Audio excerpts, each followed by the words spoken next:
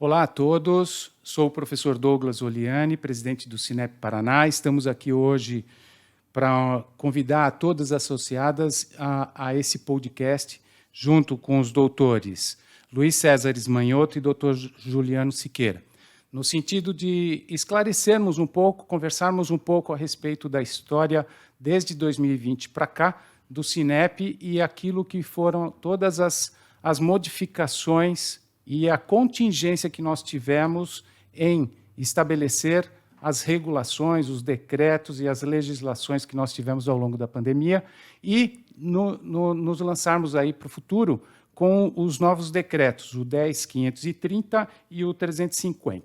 Olá a todos, é um prazer estarmos aqui. Sempre é bom conversar com as escolas associadas, com o nosso presidente do Cinep e na boa companhia do Juliano. Realmente foram 2 anos aí desafiadores, né, para vocês, educadores, para nós da área jurídica, para conseguirmos mantê-los devidamente orientados dentro da legalidades que foram se alterando, ora por regulamentação estadual, ora por regulamentações municipais. Foram muitos decretos, muitas resoluções, muitas interpretações divergentes, mas, felizmente, acho que a parte mais difícil já passou e a gente está muito próximo, novamente, da normalidade.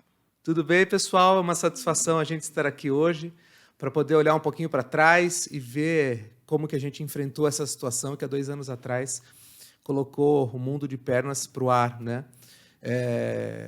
Nós acompanhamos as dificuldades das associadas ao longo desse tempo, acompanhamos todos os desafios que os educadores tiveram que se reinventar, né?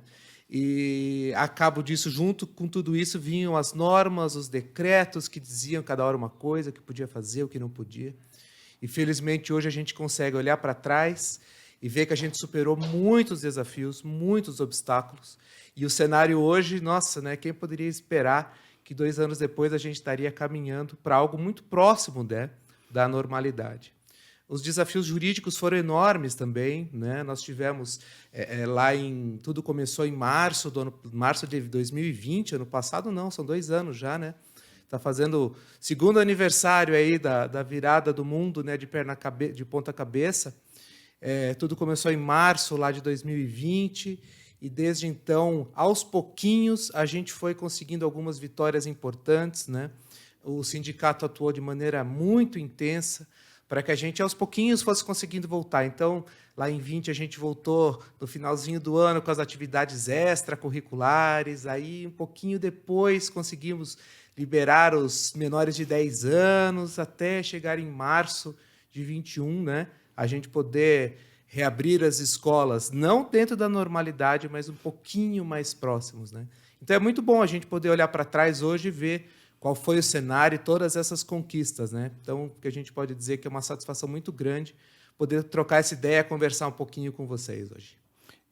Eu quero aproveitar já essa apresentação toda, esse pequeno histórico, para pegar um gancho aqui e a gente já começar um bate-papo aqui, falando um pouquinho, antes de chegarmos nesses decretos, ou naqueles decretos que a gente tem atualmente, né, de um histórico que a gente pode, por exemplo, eu me recordo que em 2020 todo mundo foi para uma situação de pandemia, todo mundo ficou basicamente enclausurado dentro dos seus espaços para evitar contaminação, uma série de coisas, e nós não tínhamos vacina, né? Então, um cenário bastante diferente, e que nós tínhamos, inclusive, a gestão da professora Cristina no Cinep Paraná, e eu gostaria que fizesse, por exemplo, o que foi esse ano de 2020, depois de 2021, e vou passar a palavra ao doutor Ismanhoto, se puder fazer um traçado, e depois o doutor Juliano complementar, ou colocar mais algumas questões que foram importantes, né? Porque nós não tivemos vacina por um bom tempo e hoje a gente, graças a Deus, tem esse recurso. Por favor. Eu acho que essa linha do tempo é bem relevante, porque talvez muitos não lembrem que a atividade educacional parou sem haver um decreto. Houve uma reunião num domingo, se eu não estou enganado, dos reitores das universidades federal, da UTFPR, da PUC, do Positivo, acho que Tuiuti, enfim, os reitores das universidades se reuniram a convite do reitor da Universidade Federal do Paraná, e eles decidiram que iriam suspender as atividades educacionais naquele momento. Então, não havia ainda decreto, havia uma insegurança, uma incerteza. Naquela semana, eu lembro que a convite da professora Cristina, a Márcio Sulac, secretária municipal de saúde, esteve lá no Cinep com a equipe dela, falando da pandemia. Ela cogitava que era cedo para parar, que viria ainda um momento mais difícil, então era para tentar postergar a parada, mas aí não teve como. As famílias começaram a pressionar, porque o superior parou, acho que na quarta-feira, no meio da semana, e aí começaram então a sair os decretos determinando a suspensão das atividades. Mas aí, como eu disse, primeiro as escolas do nível superior resolveram parar, depois vieram os decretos que daí nos obrigaram a parar também.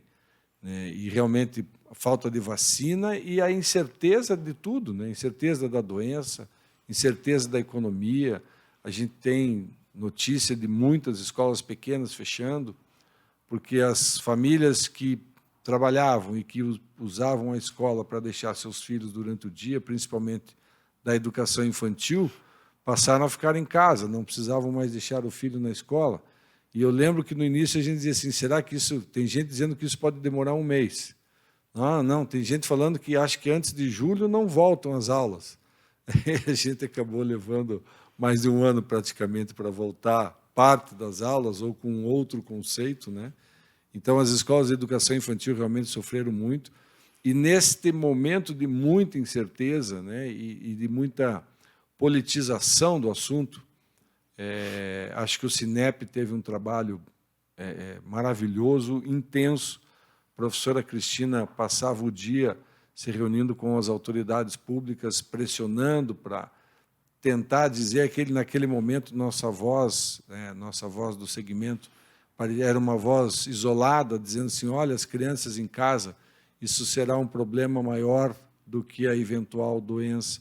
As crianças têm um nível de contaminação muito menor, né? Outros países têm essa notícia, e isso nós passamos o ano 2020 inteiro com esta bandeira, com esta briga intensa e tentando convencer as autoridades públicas. Algumas, nos bastidores, admitiam que a gente estava correto, que realmente o prejuízo às crianças seriam enormes, os pediatras dizendo isso, psicólogos dizendo isso, mas tinha toda uma politização em cima, né, e pessoas bem intencionadas, mas nesta incerteza, optavam talvez pelo caminho mais fácil, que era dizer fique em casa, fique em casa, fique em casa. as crianças em casa enfim, experiências negativas de outros países influenciavam nisso, né? A gente tinha muita base na Itália, né? Que as crianças se mantiveram na escola, mas daí levavam a doença para os avós em casa, porque os pais estavam trabalhando. Mas aqui teve um momento que quase ninguém trabalhava, né? Todo mundo em casa. Então, foi realmente um trabalho intenso, e pouca gente viu e pouca gente reconheceu o quanto a entidade, né, tanto na gestão da crise quanto já na sua, conseguiram intervir e interagir bem com as autoridades públicas, né? A gente conseguia pouca coisa, mas o pouco que conseguíamos era fruto de muito trabalho, de muita negociação, de muita conversa com especialistas, né? Alguns judicializaram individualmente algumas escolas, alguns sindicatos judicializaram, nós judicializamos a discussão em alguns momentos, mas não lográvamos êxito, porque os juízes estavam temerosos em dar uma liminar, autorizando o retorno das aulas. Então, realmente foi um ano, foram 2 anos, né? Mas principalmente 2020 foi um ano muito difícil. E como a gente já lembrou aqui, realmente, final do ano começamos com as atividades extracurriculares, que cá entre nós era nada. Perto da atividade curricular era nada, mas a gente já se satisfazia, assim, foi tão difícil conseguir essa conquista, né, das atividades extracurriculares, para as crianças poderem começar a acostumar a retornar às aulas, né? Enfim, as aulas online, mas eu não canso de enaltecer e louvar todo o trabalho dos educadores, porque realmente eles foram incansáveis e em pouco tempo colocaram a educação de pé novamente. Eu queria até pegar nesse ponto da história e desdobrar um pouquinho mais a partir de 2021, porque nós tivemos efetivamente um ano de 2020 extremamente difícil, não existia a perspectiva de vacina, não existia a perspectiva de um retorno, e acreditava-se, como o doutor Juliano falou agora há pouco, que, de alguma forma, a gente não tinha uma referência de tempo que pudesse dizer assim, efetivamente, que também colabora com a ideia, a questão dos juízes, às vezes, não autorizarem, porque todos tinham um determinado receio. E lá, naquela época, quando nós estávamos passando de 2020 para 2021, também teve alguns processos e que o escritório de vocês teve um trabalho imenso em termos de contingencialmente ajustar quais seriam as melhores condutas. O doutor Juliano consegue lembrar um pouquinho a respeito disso? Sim. De 2020 para 2021, e depois a gente volta para 2021, que eu acho importante, o processo depois das vacinas, né? Sem dúvida. Naquele momento, a gente teve uma primeira grande vitória, se é que a gente pode dizer assim, em setembro, quando foi autorizado, né, por decreto estadual, a retomada das atividades extracurriculares. E, naquele momento, a gente via, de fato, uma melhora no cenário epidemiológico, né?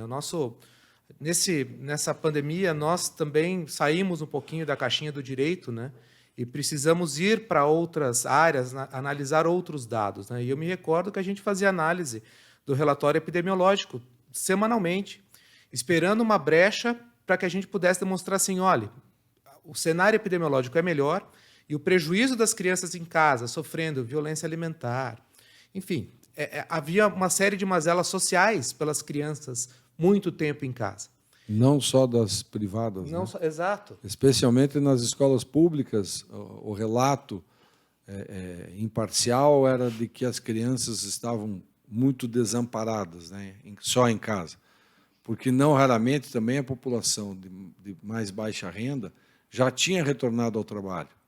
E aí as crianças, em vez de estarem na escola pública, estavam em casa, e às vezes sem ninguém, ou aos cuidados de uma vizinha, que fazia isso como uma espécie de favor, porque a mãe das crianças precisava trabalhar, porque a sua atividade já tinha retornado, e essas crianças em casa ficaram, não raramente, mal alimentadas, né, sem recursos tecnológicos para poder ter uma atividade online com qualidade, e sofreram toda espécie de violência, né, inclusive muitos relatos de violência sexual. Sim. E a gente, nós acompanhávamos esse cenário, né? Era algo que alarmava, de fato, né? E eu me recordo que, naquele contexto, em outubro, foi o momento em que nós decidimos, de fato, buscar a judicialização. E voltando um pouquinho, aliás, foi o momento das mães crecheiras, né?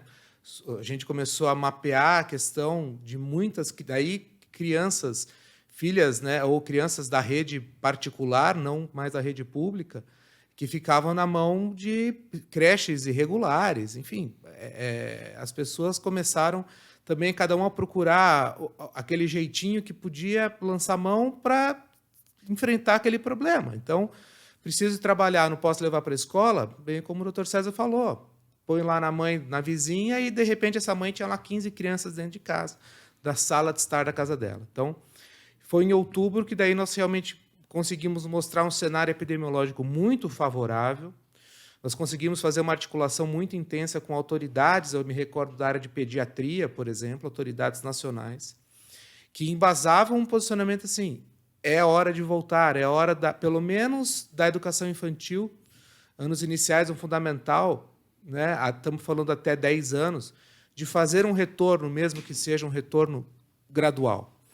E aí buscamos o judiciário, mas encontramos assim eu me recordo de uma conversa, não vou revelar o nome do desembargador, mas e na época ainda o judiciário todo fechado, então eu conversei com ele por telefone na ocasião. Eu deixei o telefone e ele me ligou. E explicamos, né, toda a situação, e ele disse assim: doutor, eu entendo a situação, os meus netos estão nessa situação e eu gostaria muito de que isso não acontecesse.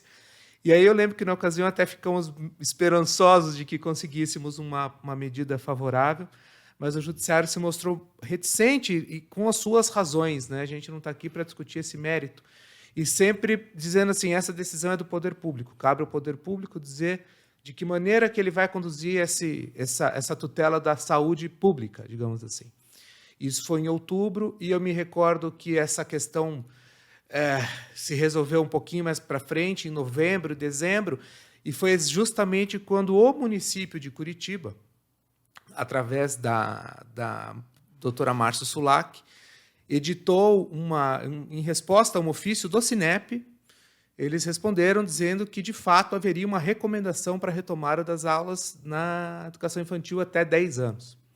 E aí dormimos de 2020 para 2021 com essa informação, ou com essa orientação, essa recomendação de que as crianças até 10 anos retornassem gradualmente para as escolas. Esse foi o cenário que fechou 2020.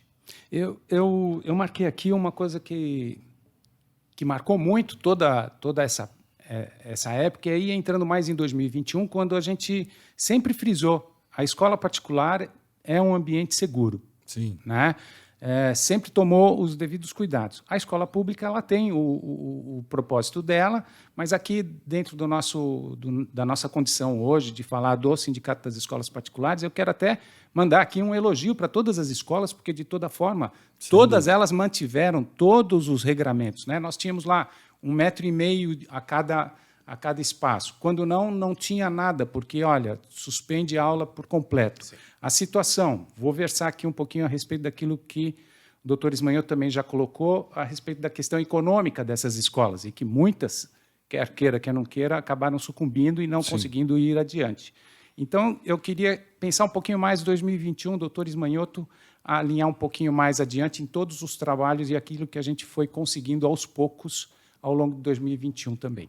Então, vamos voltar em 20 ainda, né? Pois não. Porque, veja, eu acho que foi ali, mais ou menos em junho, julho, as escolas, na esperança de que começassem a retomar as atividades, investiram muito dinheiro, reformaram suas instalações, adquiriram o que precisava ser adquirido para cumprir os protocolos. Naquele momento existiam protocolos para quem já estava aberto em funcionamento, mas as escolas não. Então, mesmo antes de autorizadas a voltar com qualquer tipo de atividade, 100% das escolas se prepararam, fizeram investimentos, cumpriram os protocolos, que alguns nem eram específicos para a escola, para mostrar que estavam prontos para receber os alunos.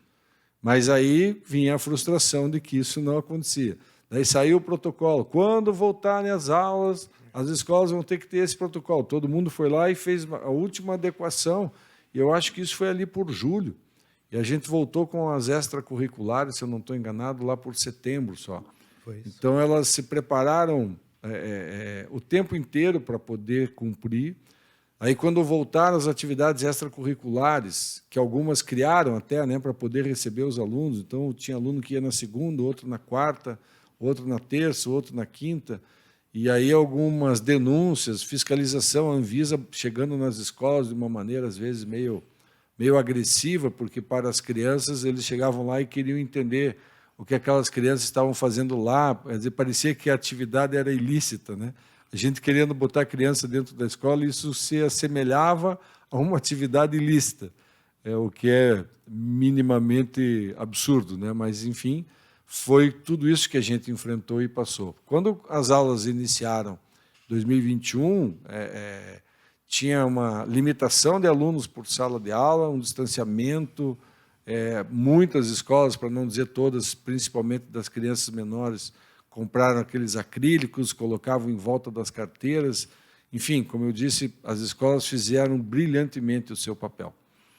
Assim como lá, em março ou abril de 2020, fizeram brilhantemente o papel de manter a atividade educacional.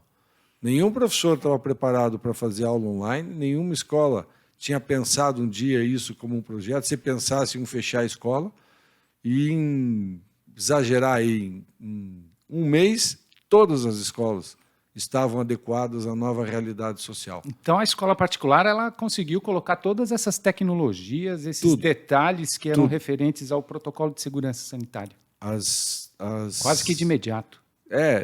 Os protocolos, eu diria assim, na medida do que o mercado pôde fornecer, foi imediato. Ninguém poupou investimento nisso. Foi uma coisa assim, muito bacana de se ver, louvável, e algumas investiram sem retorno, né? Infelizmente. Mas tanto na parte pedagógica, né, quanto na parte de protocolos, na parte física mesmo, né, de equipamento, de capacho, de cabine esqueci a expressão de desintoxicação, né? As crianças passavam... Desinfecção. Obrigado. Cada escola foi fazendo aquilo que achava que era o melhor possível. Então, algumas fazendo benchmark aí com a outra, né? Você botou isso, também vou pôr, onde você comprou. Então, houve uma rede assim, de ajuda e talvez, como nunca eu tivesse visto, as escolas realmente se trataram também como co-irmãs e não como concorrentes, né? Houve uma troca de sinergia, de informação, que foi muito bonito de ver, né, uma corrente de vamos nos ajudar e vamos enfrentar e, felizmente, superar. Então, superamos. Nessa mesma época, já vinha acontecendo, quando a gente está falando de 2021, já vinha acontecendo a proposta das vacinas, né? E que era uma grande esperança, tal, só que o volume não era suficiente para aquilo que estava acontecendo, para modificar algumas regras que eram importantes dentro dessa questão da segurança sanitária para as escolas. Sim. Né? Eu gostaria que... Doutor Juliano, quando é que começou a se desatar esse nó? Em 2021, aproximadamente, você se lembra ou não? Veja, em 2021, quando foi em março, né, que foi regulamentado o retorno das aulas, né, presenciais. E aí foi editada a Resolução 98 da Secretaria de Estado da Saúde, que trouxe todas aquelas inúmeras regras. As escolas tinham que instituir os protocolos de biossegurança, tinham essas normas de distanciamento, as normas de acesso à escola, enfim. A Resolução 98 foi o primeiro marco, né, das normas sanitárias, né, para o Estado todo. Curitiba, por exemplo, praticamente seguiu sempre muito próximo, né, a Resolução 98. Que, assim, ninguém poderia contrariar as normas da Resolução 98. Torná-las mais rígidas, sim. Abrandá-las, não. Então, foi março, por conta da alteração do decreto estadual que reabriu para as atividades escolares. Essa norma ela teve uma reforma com a Resolução 860, mais um pouquinho para, acho que, se eu não me engano, foi julho ou agosto, Mas a ideia foi sempre essa, né? A ideia foi sempre de criar na escola, no estabelecimento educacional, as condições para que as atividades fossem desenvolvidas da maneira mais segura possível, né? Por quê? Porque, é claro, havia-se ainda receio, né, de surtos, havia-se receio do que efetivamente poderia acontecer no retorno, né? E não poderia ser diferente também, porque a gente está falando de uma doença desconhecida, né? Algo novo, né? Um vírus desconhecido. Ninguém tinha ideia dessa contaminação professor-aluno, né? Exato. Eu queria aproveitar aqui, porque esse ponto da conversa está excelente no seguinte sentido. Quanto trabalhou um escritório como o de vocês em relação àquilo que foi todo esse contexto que vocês acabaram de colocar no ano de 2021, 2022, enfim... Algumas horas dia, né? Então, não, eu não sei nem mensurar isso, mas eu gostaria de escutá-los. Então, eu vou, se o senhor me permite a indelicadeza, eu vou corrigir o tempo do verbo, porque não é trabalhou, é trabalha. Ontem ainda uma escola nos encaminhou uma série de dúvidas por conta daí, como a gente vai falar um pouquinho para frente, do decreto da retomada, né, da questão das máscaras, mas aí ela questionava assim, e qual o impacto disso no meu protocolo de biossegurança? Normas que foram instituídas lá em 2021 pela Resolução 98 e pela 860. Então, assim, além o doutor César pode falar melhor que eu, de todo o trabalho orientativo dos associados e dos nossos, né, dos nossos outros clientes, com relação a essas normas, porque era muita novidade. Eu convido para quem quiser, tiver insônia, ler lá a Resolução 98 e a 860, porque são lá 100 artigos e só com normas de tudo que tem que acontecer dentro dos estabelecimentos, não só educacionais, né, mas para adaptação à retomada das atividades. Então, o nosso trabalho foi intenso, orientativo. A gente chegou a ter demandas judiciais com relação a essa questão, as demandas ainda existem. Mas, felizmente, como vocês falaram antes, né, a gente teve muito pouco problema com as escolas particulares nessa adequação a esses regramentos. As escolas não pouparam, de fato, esforços. E mesmo as pequenas, as escolas, normalmente as de educação infantil, que são as que têm a mais dificuldade e as que mais sofreram, né, sem dúvida, foi o segmento mais atingido por tudo. Elas não pouparam esforços para se adequar a essas normas. Então, doutor César, quiser falar acho que ele deve ter estragado umas 2 baterias de celular só atendendo o pessoal no fim de semana com relação a isso. Mas as escolas, de fato, foram muito sensíveis a essa demanda, até porque ninguém mais queria fechar, ninguém mais queria dar um passo atrás, né? A gente chegou a fazer para um outro cliente, que não o Sinep, e que atende escolas conveniadas do Brasil inteiro. Então, de certa maneira, a gente teve que acompanhar um pouco tudo que acontecia no Brasil, né, nas legislações estaduais e até de alguns municípios, né, nos mandavam a norma e pediam assim, como é que aplica isso. Eu fiz uma webinar para 1.200 escolas. Então, foi um público enorme, né? Mas eu acho, sim, a nossa maior dificuldade, ou o grande desafio, nós tínhamos muitos decretos. Porque aqui, para a gente pensar em Curitiba, eu estou falando de dois entes públicos legislando, né? Uma hora o Estado, uma hora o município, mas entre eles nunca houve muita divergência. Mas a gente tem quantos municípios no Paraná? Então, mesmo em 2020, quando se começou a falar aqui, ou mesmo no estadual, de atividades extracurriculares, em alguns municípios já estavam autorizando o retorno para a sala de aula. E aí, toda uma discussão e uma interpretação, vale o decreto municipal, vale o decreto estadual. Há um consenso ou um conceito gerado por um julgamento no STF de que vale a norma mais restritiva, o que, particularmente, nunca concordei, nunca aceitei muito. Acho que vale a norma mais regional, porque eu, município, tenho mais condição de saber como está o meu município e, portanto, por que a minha legislação, se for menos restritiva, não vale. Ela é mais regionalizada, né? O meu recorte é menor, eu conheço melhor aqui a minha realidade. E vamos falar do estado do Paraná, a realidade de Antonina pode ser que seja diferente da realidade de Foz do Iguaçu, porque estão a 700, 800 quilômetros de distância.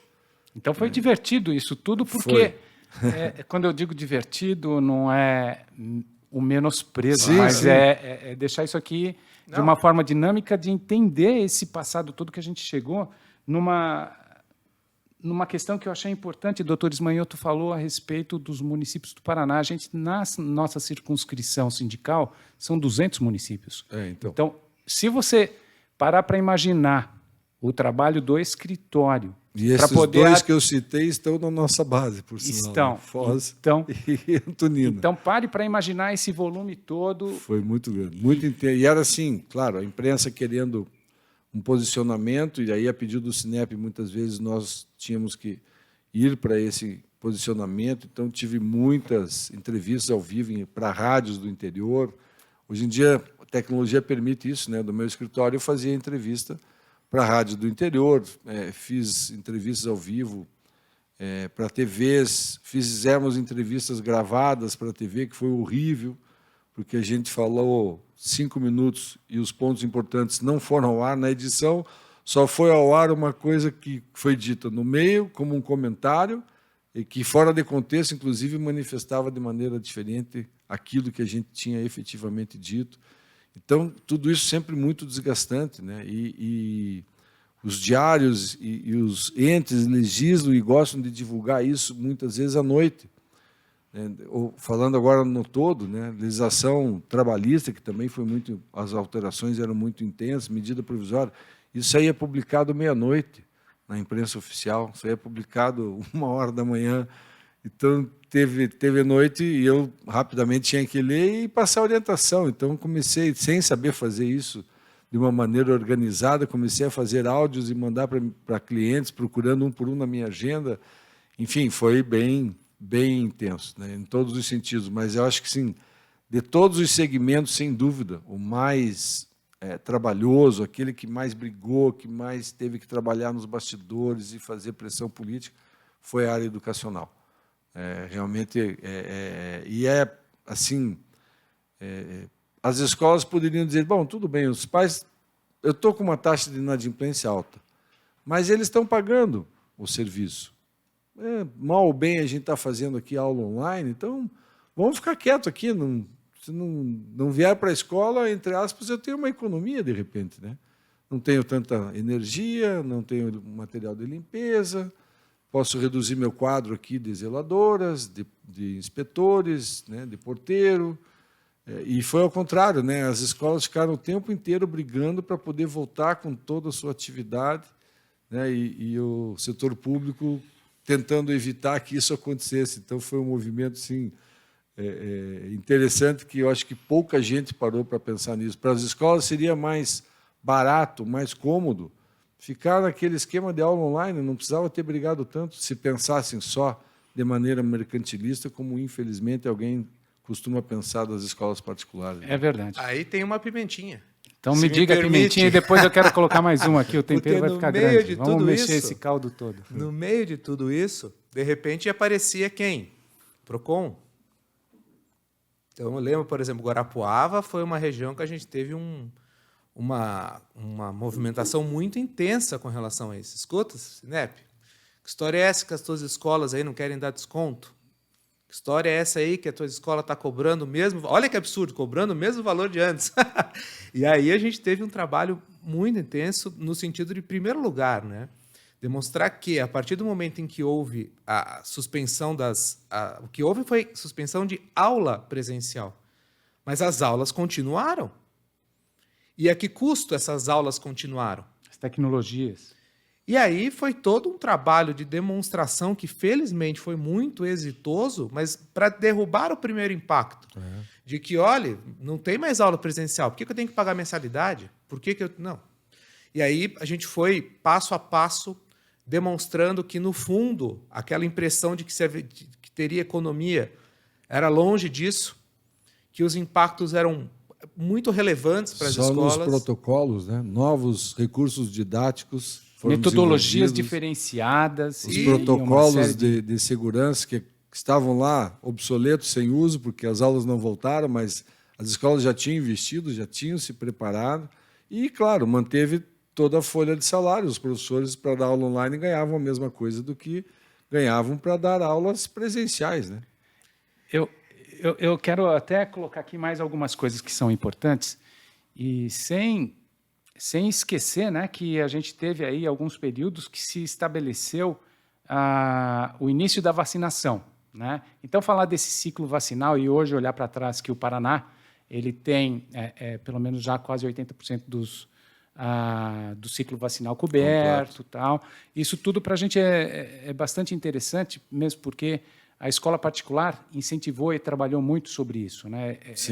Fez todo o trabalho dela, o trabalho institucional, e o Cinep Paraná também foi uma das instituições que, ao longo do tempo inteiro, caminhou passo a passo para que isso tudo acontecesse, né? Até mesmo o ponto de quando nós tínhamos como questão do distanciamento entre as crianças e as carteiras, né? Sim. Que era de 1,5 metro e que o ideal seria que fosse 1 metro. Começou com 2, né? Começou com 2, depois 1,5 metro. metro. Então, tudo isso foi um progresso, inclusive, daquilo que foram os investimentos que as escolas particulares tiveram que fazer para poder reverter tudo isso. Agora, com relação à questão vacinal, eu acredito que melhorou muito esse processo, a gente conseguiu chegar um pouquinho mais, e aí eu gostaria já de ir um pouco adiante nesses 2 decretos que saíram recentemente, né? Porque a gente chega num determinado ponto e que, por exemplo, olha, o que é hoje? Hoje eu tenho isso aqui, amanhã eu tenho um pouquinho diferente. Qual é a nova orientação? Então, tudo muito contingencial. Sim. Né? Eu acredito assim que este novo decreto, vale a pena a gente frisar aqui a importância dele e aquilo que as escolas poderiam, nesse instante, estar se apropriando disso de uma forma, como sempre, segura para poder estar trabalhando essa questão toda. Primeiro, Douglas, falando de vacina, mas também falando que, mesmo antes das crianças, por exemplo, estarem vacinadas, ou mesmo dos professores terem completado o ciclo vacinal, que pelo Ministério da Saúde são 2 doses, não a de reforço, a gente praticamente não tem relato de pandemias ou de epidemias dentro das escolas. Surtos, né? Não teve surto dentro da escola. Não mesmo. Uma ou outra, por cautela, 2 crianças na sala estavam suspendendo as aulas da turma, mas a gente não chegou a ter, pelo menos não que eu saiba, nenhuma escola fechada por 10 dias ou 15 dias por conta de algum surto. Confere com a pesquisa que o Cinep fez. Então, isso desmente, né, de certa maneira, todo o mito, né? o mito, toda a neura que havia sobre o tema, né? Claro, muita gente foi contaminada, muita gente, infelizmente, faleceu, mas conforme a gente defendia lá em 2020, né, as escolas eram um ambiente seguro e provaram isso no momento em que as aulas retornaram. Então, mesmo antes do ciclo vacinal, né, a gente retornou com as atividades já presenciais, menos alunos em sala, mas ainda assim sem nenhum surto em nenhuma escola, o que é uma coisa fantástica. Acho que poucas atividades conseguiram ter o retorno da maneira segura, conforme a gente dizia que as escolas eram seguras, né, que o ambiente escolar era seguro. Mais do que, por exemplo, brincar com os vizinhos, mais do que brincar num condomínio fechado, numa brinquedoteca de condomínio e assim por diante. E aí, claro, com a vacina as coisas ficaram ainda muito mais seguras, e agora com a faixa etária menor ainda, acho que, sem dúvida, a gente caminha rapidamente para a normalidade. E exatamente por isso os decretos estão se alterando, né? Se adequando a este momento muito mais seguro para toda a sociedade. A gente já tem estados até que estão mais avançados que nós, né? Que já liberaram a máscara até em ambientes fechados. Mas, enfim, no Paraná, menores de 12 anos estão liberados do uso de máscara, incluindo as salas de aula. Para os maiores de 12 anos, nos ambientes fechados, é obrigatório ainda o uso da máscara, mas sendo, acho que, muito relevante lembrar a todos o seguinte: isso assim, dentro do nosso conceito de legalidade do Brasil, né? Ninguém é obrigado a fazer ou deixar de fazer algo senão em virtude de lei. Então, a escola pode adotar um outro protocolo, ela pode exigir a máscara mesmo para criança menor de 12 anos. Eu entendo que exigir não. porque aí ela vai estar exigindo algo que a lei não permite, ou Mas que a lei não recomendar, exige. sim. Mas recomendar, sim. Aliás, saiu Que a agora, gente né? recomenda isso também, né? Olha, por segurança, quer recomendar. Aliás, outro dia, numa conversa social, assim, a gente disse, será que um dia a gente vai voltar a viver completamente sem máscaras?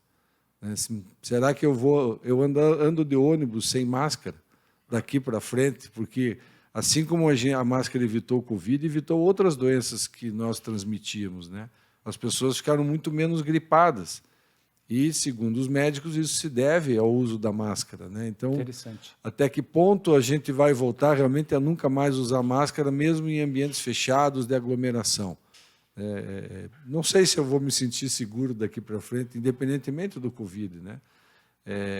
Mas, claro, a escola pode recomendar, ela não pode legislar, né? Na questão educacional, na questão do seu aluno, ou mesmo aluno menor ou maior, né? Ou capaz, nas universidades. Ela tem que seguir o que a lei manda. Recomendar, ela pode, acho que deve, inclusive, né? Mas aí só para a gente deixar isso bem claro, né? Então, Eu ia dizer que acho que foi ontem ou anteontem a Secretaria Municipal de Saúde emitiu uma nota técnica, né, recomendando que as crianças menores de 12 anos ainda usem máscara em ambiente fechado. Mas é uma recomendação, essa recomendação ainda ela está, né, no decreto 188 do município, né? Mas como o Dr. César falou, a escola vai poder recomendar, mas não vai poder exigir. E, por outro lado, se o pai quiser que o filho menor use máscara dentro da sala de aula, é um direito dele. Então, a escola também não vai poder proibir que a criança que queira fazer uso da máscara faça uso da máscara. Então, é facultado, né, a quem não quiser fazer uso, não faça mais, os menores de 12 anos, em ambientes fechados, né? Mas se o pai se sentir mais seguro que a criança vá para a aula nos ambientes fechados e fique de máscara, a escola não tem como proibir que ele fique de máscara. Entendi.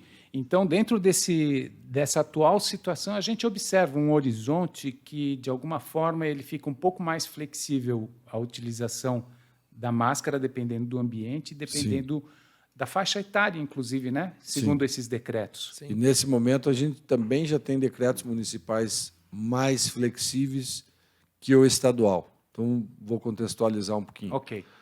Nós tivemos, pensando Estado primeiro. Então, tem um decreto estadual que a regra é essa. Menor de 12 anos, em sala de aula, está liberado tanto em ambiente aberto quanto em ambiente fechado da escola. Maiores de 12 anos, está liberado em ambiente aberto, então pátios, quadras esportivas. A quadra é coberta. Isso é conceito de ambiente aberto ou fechado. Isso é conceito de ambiente aberto, porque não tem paredes, né? Então, mas tem bastante janela aberta, mas é fechado. É fechado. Então, o conceito é esse. Então, em ambiente fechado, para cima de 12 anos, é obrigatório o uso de máscara, evidentemente, em sala de aula. Mas fomos dar aula na grama da escola. Ambiente aberto, ainda que seja aula. Perfeito. Né? Então, o conceito é o ambiente, para saber se usa ou não a máscara. Mas saiu essa legislação estadual, e aí nós tínhamos aqui em Curitiba ainda uma lei municipal que havia sido aprovada e que obrigava o uso de máscara em salas de aula. E agora, vale o decreto, vale a lei municipal? E, de novo, caímos naquela discussão de vale a norma mais restritiva ou vale a norma mais regionalizada, vamos dizer assim. Mas aí a Câmara Municipal revogou rapidamente a lei municipal para que o decreto municipal pudesse se adequar e ele absorveu integralmente essa regra estadual. Mas a gente tem municípios que já estão legislando no sentido de serem mais flexíveis na questão do uso de máscara em ambiente aberto ou ambiente fechado, em sala de aula e faixa etária. E aí vai começar de novo a discussão assim, já estamos tendo essa demanda, né? Vale o decreto estadual, que é mais restritivo, ou vale o municipal, que é menos restritivo? Então, eu, por uma questão de coerência, me mantenho na posição que eu sempre defendi, inclusive, numa entrevista coletiva uma vez para uma rádio em Foz do Iguaçu, fui apertado, quase tive que ir para o embate para defender minha posição. Então, eu continuo entendendo que vale a norma regional, porque, como eu disse, ele tem mais conhecimento. Claro, se o poder público é irresponsável, vamos dizer assim, né, de flexibilizar mais do que deve, que o Ministério Público, por exemplo, tome providência. Claro. Mas nós descumprirmos uma norma municipal porque ela é menos restritiva do que a estadual, sinceramente, não acho coerente, embora, evidentemente, conheça os fundamentos jurídicos que levam para o outro lado. A gente não pode descartar e deixar de avaliar, na minha opinião, né, sendo sempre, como eu sou, muito franco, o assunto foi muito politizado, inclusive nos tribunais, e especialmente, talvez, no STF. Então, eu sou mais preocupado com a questão sanitária, propriamente dita, né, do que com a questão do excesso de ilegalidade ou dessa politização que houve sobre o tema. Então, nessa linha, eu já me adianto em dizer que entendo que vale a norma regional. Se ela for mais restritiva, ok, a gente acaba se curvando a ela.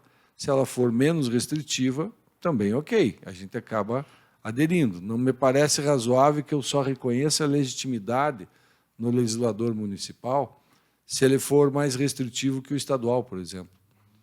Ou ele tem legitimidade para legislar, ou ele não tem. Não tem. Mas, enfim, eu sei que não sou uma unanimidade nesse tema. Pois é, doutor Ismanioto, como você bem disse a respeito daquilo que são os regramentos municipais, para não falar aqui uma legislação, decreto e tal, o regulamento dos municípios, a gente observou que ele foi um trabalho bastante exaustivo para aquilo que foi todo esse movimento de 2022, 2021, 2022, para a gente chegar onde a gente chegou hoje nesses últimos decretos, né? Eu gostaria de saber se vocês ainda teriam alguma coisa a acrescentar e eu já ia pedir para que vocês fizessem aqui um encerramento junto com a gente. Fiquem à vontade. Então deixa eu falar primeiro que o Dr. César encerra. Tá ótimo. Como de praxe. Bom, esse movimento, como a gente vê esse movimento, né? Como tudo nessa pandemia, as coisas foram acontecendo gradativamente. Então, abre a porta, se começa com um pouquinho, retorna às aulas extracurriculares, daqui a pouco vem os menores de 10 anos, retoma as aulas em determinadas condições. Então, assim, a questão da reabertura ou da desnecessidade de usar máscara, a gente vai caminhar no mesmo sentido, né? É claro que é um sentido guiado pela segurança sanitária também, mas é evidente que ele atinge diversos setores, né? A gente não está falando só de máscara nas escolas, né? O regramento hoje do Estado, por exemplo, que permitiu aí que os municípios revejam a questão das máscaras, para utilização de máscaras em quaisquer ambientes abertos ou fechados, né? Então, a escola se enquadra nisso, mas não há uma norma específica para a escola, né? Então, a criança menor de 12 anos está dispensada de usar a máscara em ambiente fechado, no shopping, na sala de aula, inclusive, né? Então, nós fazemos parte, a atividade educacional é parte de um contexto maior, né? E a gente caminha para uma liberação, se tudo der certo, cada vez maior também. Como o Dr. César disse, né? Municípios, de acordo com a sua realidade, já vão poder ter uma flexibilização maior, né? Ou algo que seja mais adequado para a sua realidade. Então, a gente sinceramente espero que a gente esteja caminhando para isso, sempre com muita responsabilidade dos gestores públicos, né? Trazendo a sardinha para o nosso lado, com muita responsabilidade dos nossos gestores, mas provaram na pandemia que isso não é o problema, né? Como eu disse já em outro momento, as escolas particulares fizeram, de fato, um esforço tremendo para poder sempre se adaptar, estar direitinho dentro do que previa, né, os regulamentos sanitários. Para fechar, eu olhando esses 2 anos para trás, eu vejo o sindicato saindo da pandemia com uma robustez muito grande. O sindicato se fortaleceu muito nessa pandemia. O sindicato foi ouvido, o sindicato fez pressão quando precisou fazer, o sindicato nunca fugiu do embate quando precisou, né, como o Dr. César falou. Qual a posição do sindicato? Vamos lá ao vivo defender a posição do sindicato, a posição das escolas, né? Então, eu vejo que o sindicato, na pandemia, se provou que é um órgão muito forte, é um órgão respeitado na sociedade, um órgão que, inclusive, as autoridades queriam ouvir o que o sindicato pensava sobre algumas coisas. Então, eu acho que quero parabenizar o sindicato pelo trabalho que foi feito, né? Uma satisfação, um orgulho muito grande poder ter participado dessas etapas, poder dar o apoio para as nossas escolas, né? A gente acaba vestindo a camisa das escolas e, de repente, a gente está advogando até para quem não é cliente nosso, mas a escola está com a dificuldade, a gente vai até o fim para ajudá-la. Então, registro aqui os parabéns pela condução, né, desse período, e fico muito feliz por, repito, o Sinep sai muito fortalecida, a imagem sai muito fortalecida dessa pandemia. Bacana. Doutor César? Muito bem. Ele sempre faz isso, ele fala antes, não deixa mais nada para eu ter que falar. Mentira! Eu queria fazer um último comentário, assim, que pelo menos é a minha percepção. Então, isso é posição minha, não do Sinep, mas a gente percebeu em alguns momentos que as restrições que nós sofríamos era consequência do poder público não querendo retornar com as suas atividades. E aí seria muito difícil ele justificar que as escolas particulares, por exemplo, poderiam retornar às aulas e na área pública não por quê, né? Isso aconteceu de fato, né? Nós fomos autorizados a retornar, ou retornamos, muito antes que as escolas públicas, tanto as municipais quanto as estaduais. E por isso que eu acho que em alguns momentos os decretos municipais eram menos restritivos. Os municípios que não se incomodaram em retornar com as escolas públicas, liberaram as deles e as nossas particulares. E em outros locais isso não aconteceu, porque ficaria, como eu disse, difícil, talvez, justificar. E aí envolve uma série de outros fatores, né? A pressão dos sindicatos, dos professores da rede pública, os próprios professores, né? Uma outra relação. Mas, enfim, acho que isso também gerou esta maior restrição, né, em alguns momentos do Estado em relação aos municípios. Então, só para eu reiterar por que o meu pensamento é que vale a norma regional, né, e não a mais restritiva.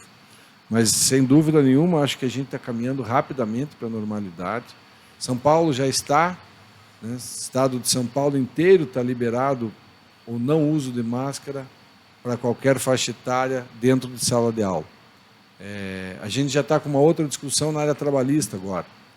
Porque há quem diga que, por exemplo, está liberado o uso de máscara em ambiente fechado, ok, mas para quem? Para todos? Para os empregados de uma empresa também ou só para os clientes da empresa? Não sei se vocês estão acompanhando essa discussão, já está acontecendo. Então, tem advogado que entende que para os empregados vale a portaria conjunta número 20, que é de 2020, e que ela diz que continua obrigatório o uso de máscara. E que, enquanto não revogar essa portaria, não adianta o decreto estadual dizer que em ambiente fechado está liberado a máscara, porque esse decreto só vale, por exemplo, para cliente. Então, vai na loja. O cliente não precisa usar máscara, mas os empregados da loja têm que estar usando máscaras.